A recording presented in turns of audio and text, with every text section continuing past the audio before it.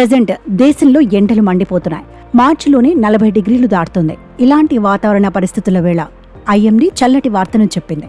దేశవ్యాప్తంగా పలు రాష్ట్రాల్లో వర్షాలు కురుస్తాయని వెల్లడించింది. పలు రాష్ట్రాల్లో అత్యంత భారీ వర్షాలు కురుస్తాయని హెచ్చరికలు జారీ చేసింది. పలు రాష్ట్రాలతో పాటు కేంద్రపాలిత ప్రాంతాల్లోనూ వానలు పడతాయని వాటి లిస్టును కూడా వెలువరించింది. వాతావరణ శాఖ వర్ష సూచనలతో ఆయా రాష్ట్రాలకు భారీ ఎండల నుంచి కాస్త ఉపశమనం లభించనుంది. ఇరాక్, బంగ్లాదేశ్ దేశాల్లో నెలకొన్న సైక్లోన్ల ఎఫెక్ట్ కారణంగా భారత్లోని పలు రాష్ట్రాల్లో భారీ వర్షాలు కురుస్తాయని భారత వాతావరణ శాఖ వెల్లడించింది.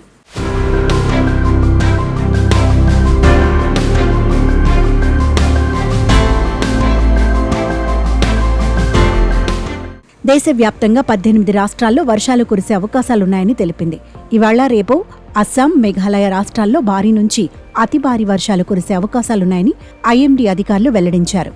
రేపు, ఎల్లుండి జమ్మూ కాశ్మీర్, లడఖ్, హిమాచల్ ప్రదేశ్ రాష్ట్రాల్లో భారీ నుంచి అతి భారీ వానలు పడే ఛాన్స్ ఉందని తెలిపింది.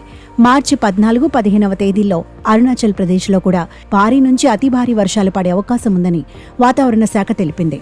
భారీ వర్షాల గురించి ఆయా రాష్ట్రాలను ఐఎండీ అప్రమత్తం చేసింది. భారీ వర్షాలు పడే అవకాశాలు ఉన్న నేపథ్యంలో తగిన జాగ్రత్తలు తీసుకోవాలని వాతావరణ శాఖ సూచించింది. మొదటి సైక్లోన్ ఇరాక్ నుంచి ఉత్తర భారతదేశం వైపు కదులుతోందని ఐఎండీ పేర్కొంది.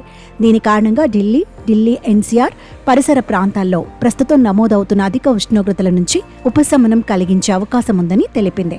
ఇక రెండో సైక్లోన్ బంగ్లాదేశ్ నుంచి తూర్పు, ఈశాన్య భారతదేశ రాష్ట్రాల వైపు కదులుతోందని వెల్లడించింది.